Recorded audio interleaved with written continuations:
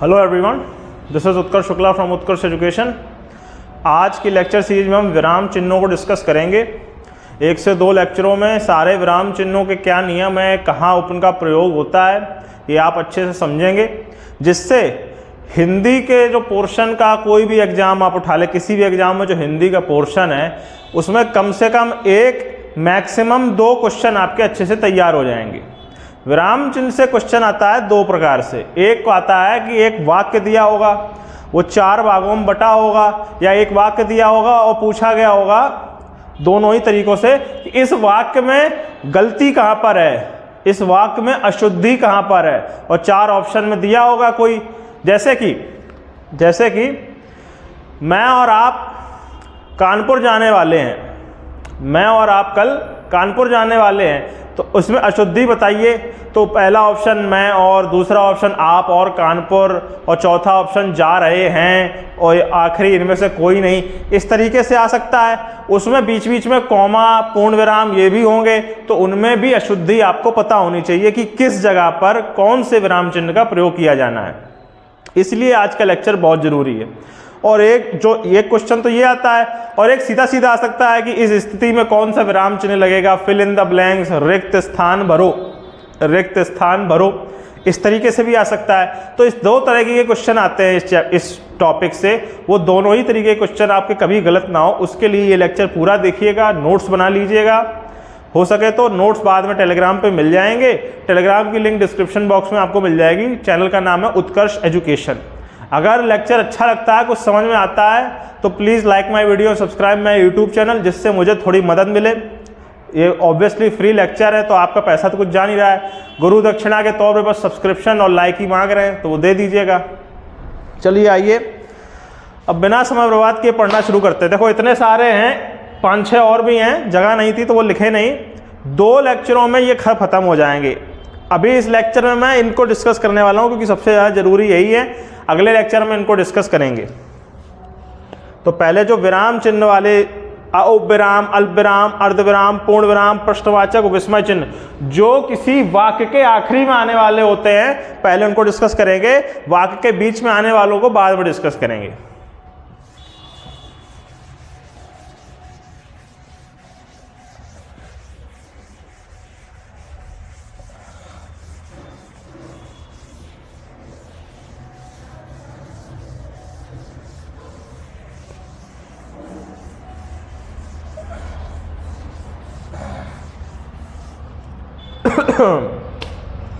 चलो पहले विराम चिन्ह हैं 2। पहले विराम चिन्ह है उपविराम,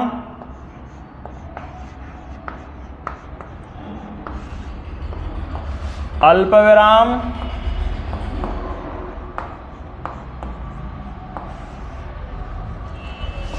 अर्धविराम,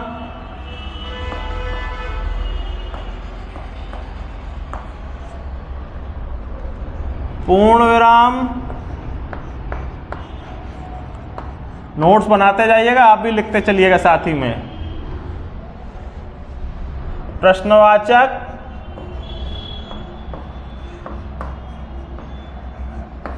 और विस्मय बोधक या आश्चर्य बोधक।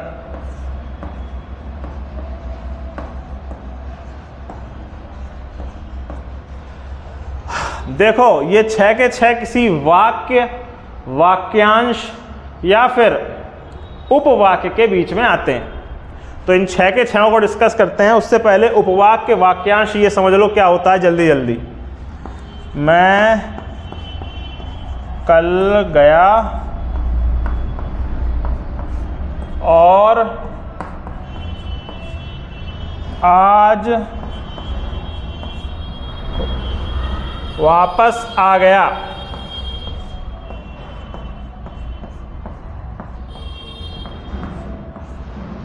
ठीक है, तो ये जो पोर्शन है इन्हें उपवाक्य कहा जाएगा या वाक्यांश कहा जाएगा।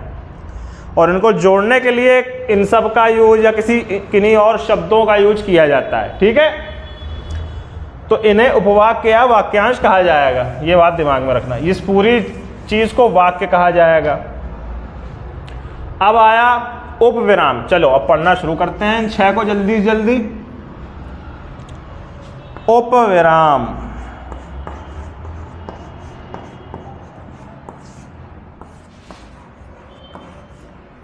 कॉलन साइन जिसको बोला जाता है, जो विसर्ग वाला साइन है वो। उपविराम का प्रयोग किसी वाक्य में जब कोई कुछ बोलता है तो बोलने वाले के आगे लगाया जाता है थोड़े विराम के लिए। सामान्यतः नाटकों में उपविराम का प्रयोग सबसे ज़्यादा होता है।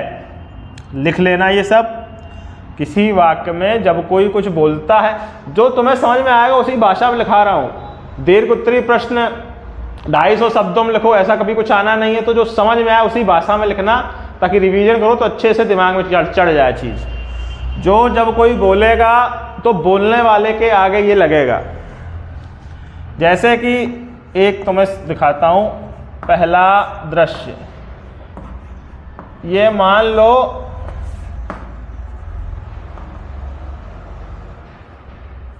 लो किसी नाटक का दृश्य है जिसमें राम व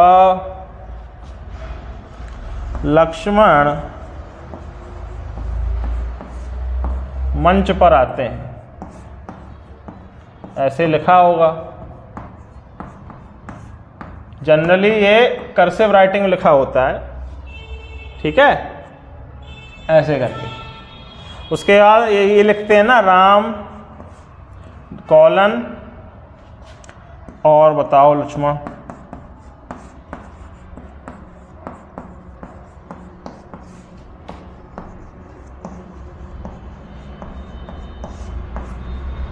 फिर लक्ष्मण बोलते हैं, सब मस्त। जो भी है, तो ये है, ये दिखाने के लिए कि इनके बीच का गैप है, और इधर तो ये डबल कोट लगा ही होगा, उसके लिए जनरली इसका यूज किया जाता है। उपविराम का मतलब होता है किसी एक शब्द के आगे बहुत थोड़ा सा गैप, बहुत सबसे कम जो विराम होता है वो इसी में होता है, उसके बाद कोई लाइन लिखी होती है। तो इस तरह से उपविराम का प्रयोग करना है आपको।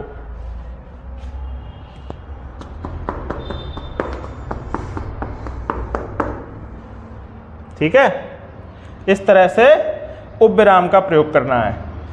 जब भी कोई कुछ बोलेगा, जनरली इसी से क्वेश्चन आते हैं कि अब होगा क्या एग्जाम में, पता है क्या आएगा? ये वाक्य दिया होगा और इस जगह कह दिया जाएगा कि यहाँ फिल इन द ब्लैंक करो। ऑप्शन में कॉलम होगा, कॉमा होगा, अल्पविराम होगा, या फिर डैश होगा, या फिर केवल डैश बना रहेगा।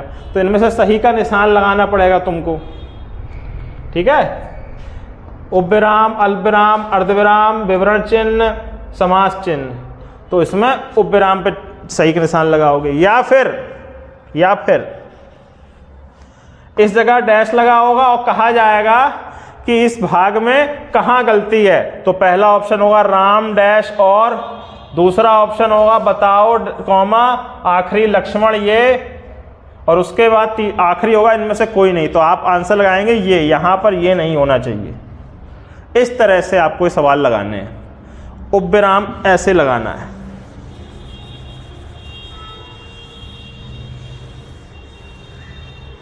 उपविराम हो गया। अब आओ अल्प विराम।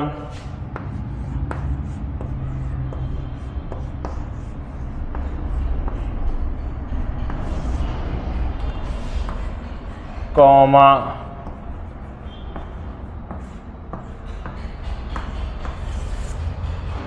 ठीक है।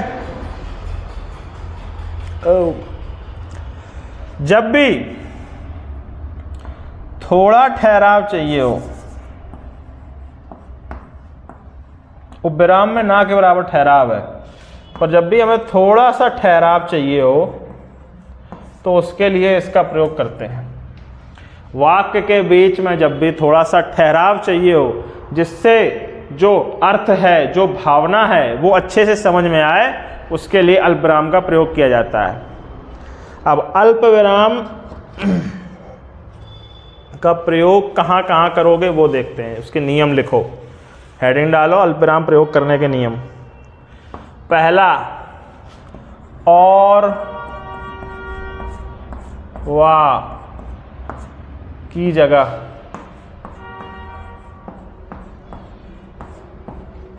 और कॉमा वा की जगह, जैसे कि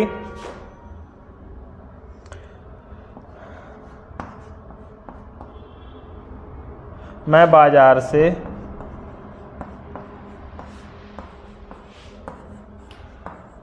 फल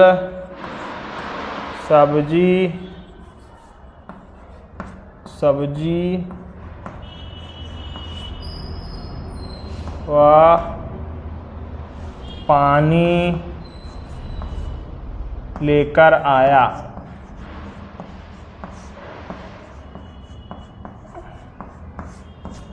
मैं बाजार से फल व सब्जी व पानी लेकर आया, तो तुम यहां पे वाह की जगह कॉमा लगा सकते हो। आखिरी वाले में कॉमा नहीं लगता है, ये भी नियम है, ये भी याद रखना। तो बाजार से फल कॉमा सब्जी व पानी लेकर आया। अपवाद लास्ट वाले पे नहीं लगाना है, ऐसे याद रख लेना। आखिरी वाला जो शब्द हो उस पर नहीं लगाना है कॉमा। तो अभी जैसे इसमें पूछ दिया जाएगा कि ये गलत लिखा है, ये गलत लिखा है, ये गलत लिखा है, ये गलत लिखा है, तो सब सही लिखे हैं, फिर तुम यहाँ हटा के कॉमा लगा दोगे तो क्या कहोगे, ये गलत लिखा है। ठीक है। अल्पविराम में और वाह की जगह संयोजकों की जगह भी प्रयोग किया जा सकता है, ऐसे याद रखो। ठीक है। अगला, एक जैसे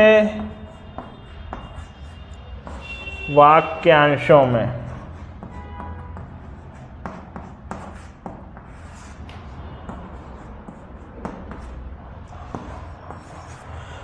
दो वाक्यांश एक जैसे हो तो लगा दो। ठीक है।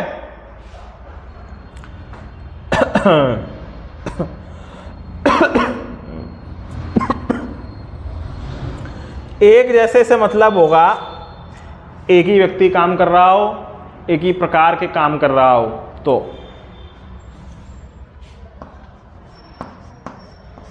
मैंने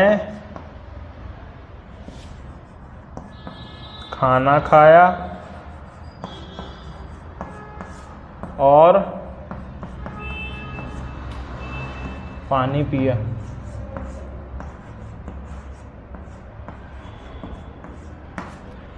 इस वाक्य में खाना मैंने किया, पीने का काम मैंने किया, दोनों ही भोजन से संबंधित हैं, फिर भी यहां पर कॉमा नहीं आएगा और ही रहेगा। क्यों? ये और ये एक दूसरे के पूरक हैं। पूरक वाक्य जब होता है तो कॉमा नहीं लगता है, और ही रहेगा। इसीलिए इस उदाहरण को मैंने लिया है, मैंने खाना खाया और पानी पिया, क्योंकि इसका मतलब ये है कि मैंने खाना खाकर पानी पिया।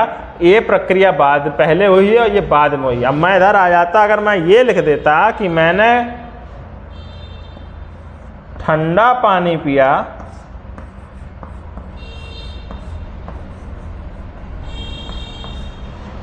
और गर्म पानी पिया,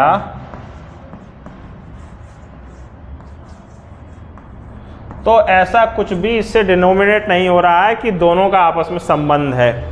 तो यहाँ पे कॉमा लगाओ। मैंने ठंडा पानी पिया, गर्म पानी पिया और उसके बाद सोने चला गया, तब और आ जाएगा क्योंकि वो उसके बाद की प्रक्रिया है।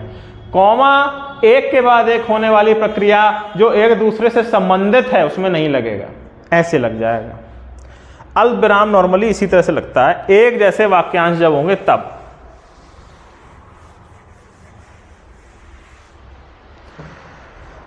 उद्धरण से पहले या कथन से पहले। तीसरा,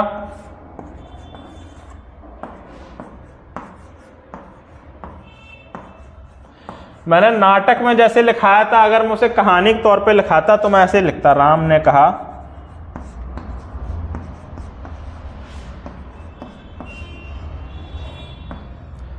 और सुनाओ।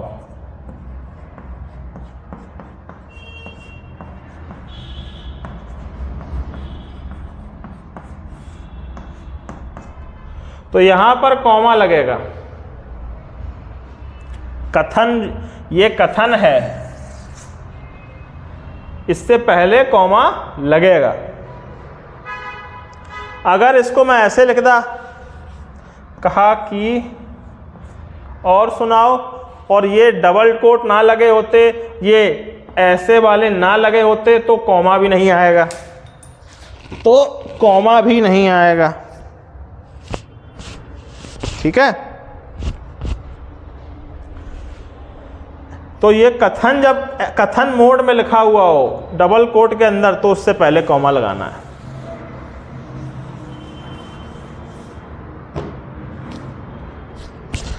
अरे शर्ट में पूरी चौक लग गई यार। विशेष बल या पुनरावृत्ति, जब किसी बात पे विशेष बल देना हो तो, या पुनरावृत्ति हो रही हो तो कॉमा लगता है। जैसे कि नदी में बहुत ही ज्यादा पानी है। नदी में बहुत अधिक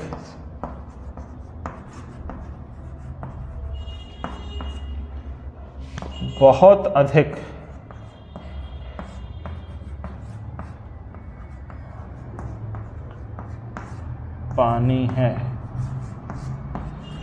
या मेरे पास बहुत ज़्यादा पैसा है, तो बार बार लिख रहे हो और पानी होने पर बहुत बल भी दिया जा रहा है, तो कॉमा लगेगा। पानी होने में विशेष बल है और बहुत अधिक, बहुत ज़्यादा की पुनरावृत्ति भी हो रही है, दोनों ही केस हो रहे हैं, तो बीच में कॉमा लगेगा।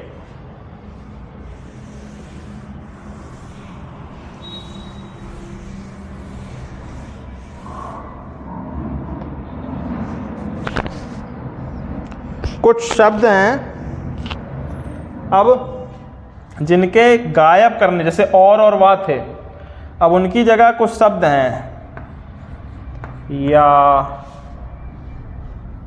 अब, यह है, वह है, तो, यह वह अब तो, यह वह तब, इनके लुप्त होने पर कॉमा लग सकता है। जैसे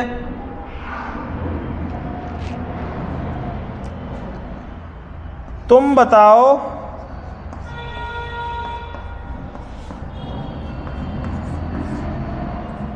अब मैं क्या करूं,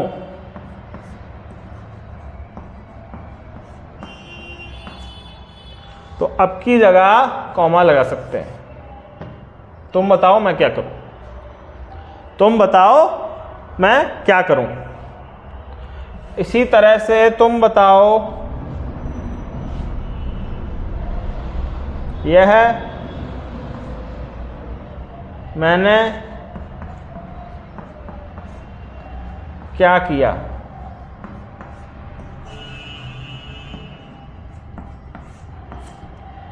तुम बताओ या मैंने क्या किया, तुम बताओ फिर मैंने क्या किया है, यहाँ भी कॉमा आ जाएगा। तुम बताओ मैंने क्या किया। इसी तरह से या, अब, यह, वह, तो, तब, ये जब लुप्त करोगे तो इनकी जगह कॉमा आप लगा सकते हो।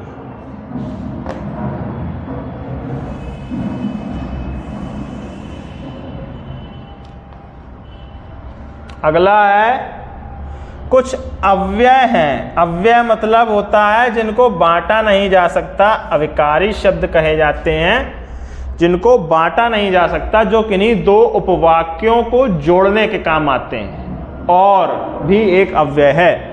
तो जो अव्यय कुछ हैं जिनके पहले कॉमा लगता है, जैसे किंतु, परंतु,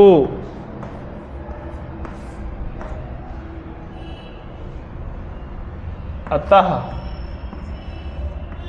इनके पहले कॉमा लगाना ही लगाना है, क्योंकि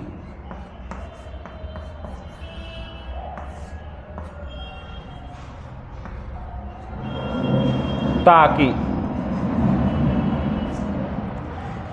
इनके पहले कॉमा लगाना ही लगाना है आपको, किंतु परंतु अतः क्योंकि ताकि। जैसे मैं गया क्योंकि उसने कहा।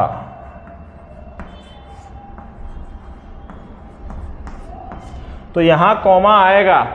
इस वाक्य में क्या गलती है, यहां कॉमा लगेगा। तो ये जो 5 हैं इनको याद रख लेना। ये सबसे जरूरी वाला होता है नियम, जिसमें बहुत गलती होती है बच्चों को, क्योंकि ये सीधी एक ही लाइन पढ़ देते हैं, मैं गया क्योंकि उसने कहा, कॉमा कहीं नहीं लगेगा। बोलने से हम लोग अंदाजा लगाते हैं कहाँ कॉमा लग रहा है, तो गया के पहले कॉमा लगेगा। किंतु परंतु अतः क्योंकि और ताकि।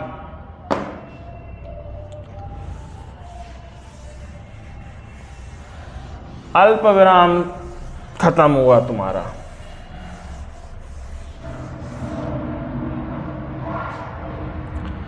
अब आओ अर्ध विराम पे।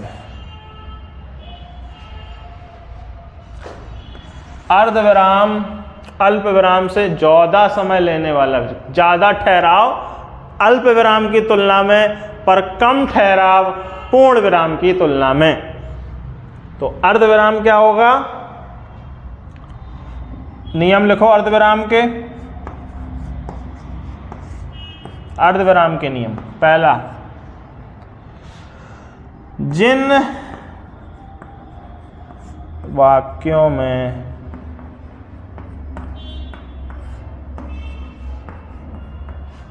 कई उपवाक्य हो जाएं, उपवाक्य कॉमा यानी कि अल्प विराम से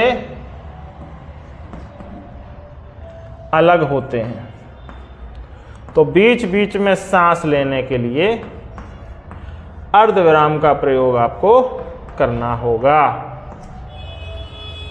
कई उपवाक्य हैं जो कॉमा से अलग अलग होंगे, ठीक है। जैसे कि मैं कानपुर गया,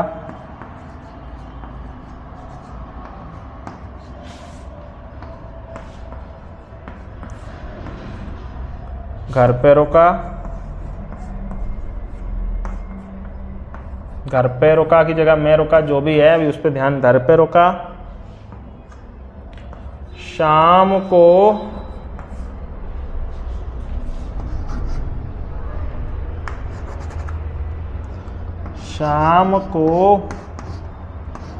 मंदिर गया,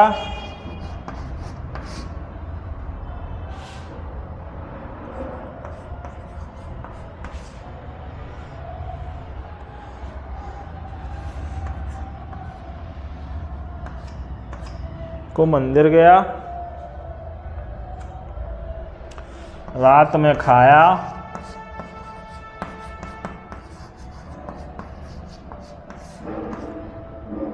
आज वापस आ गया,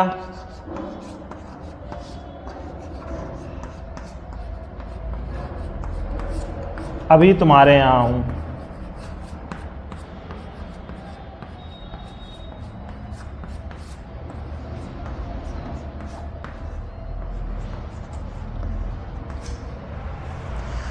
मैं कानपुर गया, घर पे रुका, शाम को मंदिर गया, रात में खाया, आज वापस आ गया, अभी तुम्हारे यहाँ। इतने कॉमा लग गए हैं। तो आराम देने के लिए ये देखो कि मेन आराम कहाँ देना है, तो दिमाग ऐसे लगाओ।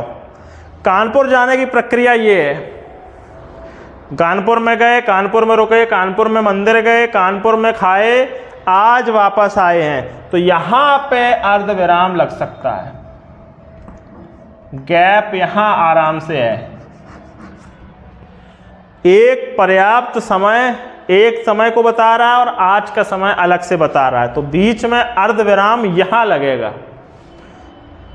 इस तरीके से अर्धविराम को आपको समझना है। अर्धविराम का प्रयोग इस तरह से लंबे लंबे वाक्यों में होता है, ठीक है। जब हमें कई कॉमा वाले वाक्यों को लंबा करके जोड़ना होता है तो हम उसमें एक ग्रुप बना लेते हैं कि इस प्रकार के कॉमा वाले वाक्य, इस प्रकार के अल्पविराम वाले वाक्य एक जैसे हैं और इस प्रकार के अल्पविराम वाले वाक्य एक जैसे हैं, बीच में अर्धविराम लगा दिया। तो कानपुर की व्यवस्था ये है, आज की व्यवस्था ये है, तो उसके बीच में गैप दिखाने के लिए मैंने यहां अर्धविराम लगा दिया है। तो कई उपवाक्य कॉमा से अलग होंगे तो ऐसे लगाना है, नोट करते चलियो।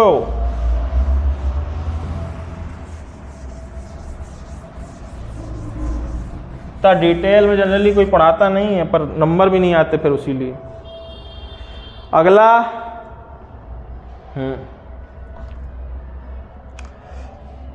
नियम में ही दूसरा है, जब एक प्रधान पर प्रधान उपवाक्य पर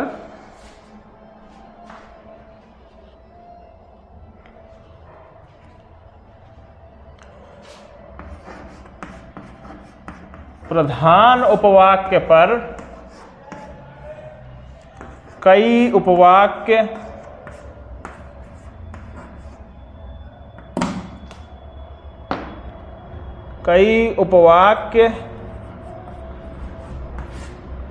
आश्रित हो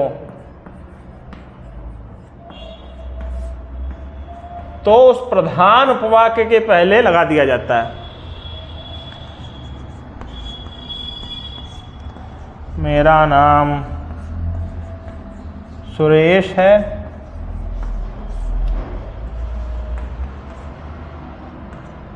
मैं कानपुर का हूं,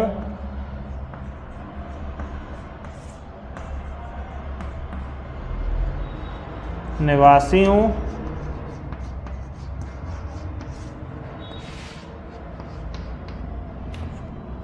मेरा घर छोटा है,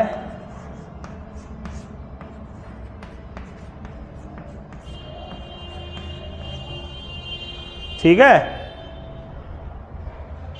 वगैरह वगैरह। तो इसमें प्रधान लाइन कौन सी है? ये सुरेश कानपुर में रहता है, सुरेश का घर छोटा है और सुरेश मेरा नाम है। तो प्रधान उपवाक्य ऐसे बनेगा।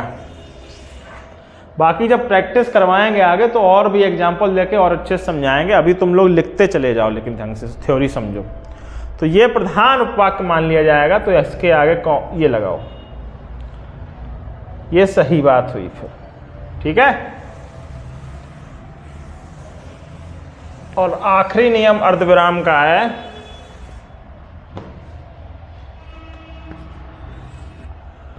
विपरीत दिशा अर्थ स्लैश अर्थ बताने वाले वाक्यों के बीच।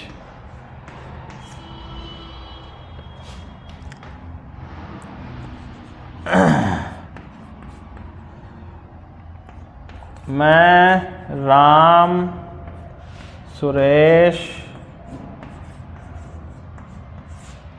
अच्छे हैं,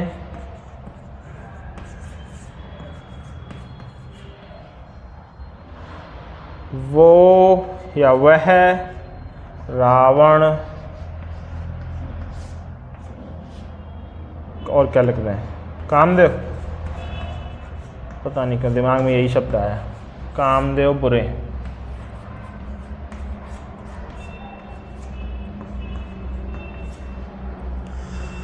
मैं, राम और सुरेश तो अच्छे हैं, वह लेकिन वो लोग रावण और कामदेव बुरे हैं, ठीक है। तो इनके बीच में अच्छाई बुराई का तुम विपरीत दिखा रहे हो। एक तरफ से खड़े से दिख रहे हैं, एक दिशा में तो मैं हूं, राम है, सुरेश है, एक दिशा में वो है, रावण है और कामदेव है। तो इन दोनों के बीच ये लगेगा, ठीक है। इन दोनों के बीच अर्धविराम लगेगा, हाफ कोलन लगेगा, ठीक है। ये नियम थे अर्धविराम के।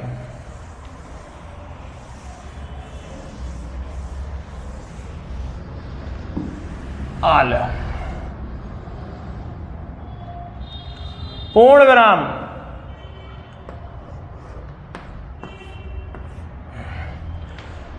हिंदी भाषा में सभी विराम चिन्हों में पूर्ण विराम ही है जो पूर्ण रूप से, प्योर रूप से हिंदी भाषा का है। बाकी सभी विराम चिन्ह बोल रहा हूं, बाकी वो लाघव चिन्ह, dash, single quote, double quote, जो उद्धरण, वो सब नहीं, केवल विराम ये जो 6 हैं इनमें केवल पूर्ण विराम है जो अपना है प्योर रूप से। बाकी सभी किसी ना किसी और भाषा की पैदाइश है।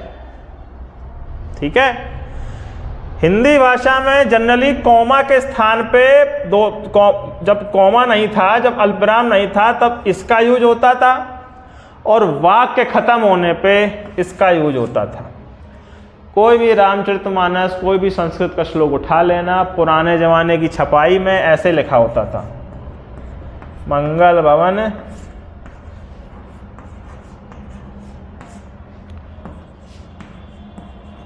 अमंगलहारी,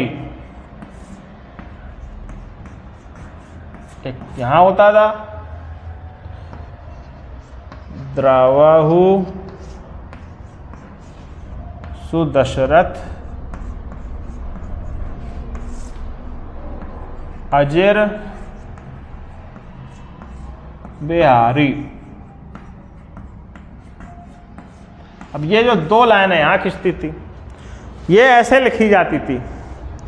बाद में आया अल्प विराम का कॉन्सेप्ट। अल्प विराम का कॉन्सेप्ट बाद का है, तो ये हटके कॉमा हो गया और ये 2 हटके 1 हो गए। ठीक है। वाक्य के अंत में पूर्ण विराम लगाया जाता है। तुम बस इतना याद रखो, किसी भी वाक्य को अंत करना हो और नया वाक्य शुरू करना हो तो पूर्ण विराम लगाया जाता है। सबसे अधिक ठहराव इसी में होता है। जो प्रश्नवाचक ना हो, विस्मयादि बोधक ना हो, उन सब में पूर्ण विराम लगेगा। ये तीनों ही वाक्य के अंत में आते हैं सबसे ज्यादा। ठीक है।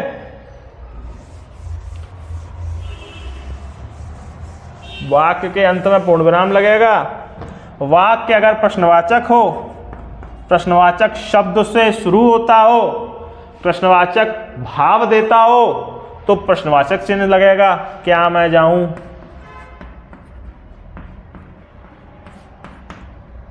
प्रश्नवाचक चिन्ह ऐसा होता है। ठीक है। इसे प्रश्नवाचक कहते हैं। प्रश्नवाचक शब्द या प्रश्नवाचक भाव वाले वाक्यों में प्रश्नवाचक चिन्ह का प्रयोग होता है। सेम चीज विस्मयबोधक में बोल दो कि जिन वाक्यों में विस्मयादिबोधक भाव या विस्मयादिबोधक शब्दों का प्रयोग हो, उसमें विस्मयादिबोधक चिन्ह का प्रयोग होता है, जो ये और ये होता है। जैसे अरे, हाय,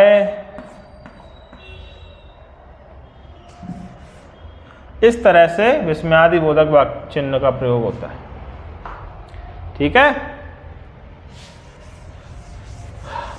इस तरह से ये एक लेक्चर में तुम्हारे कुछ विराम चिन्ह कवर हुए आज। अगले लेक्चर में बाकी विराम चिन्हों का बताऊंगा अच्छे से। प्लीज़ चैनल से जुड़े रहें, सब्सक्राइब करें, टेलीग्राम से जुड़ें, वहाँ से स्टडी मटेरियल PDF ले लें। Thank you very much. जय हिंद।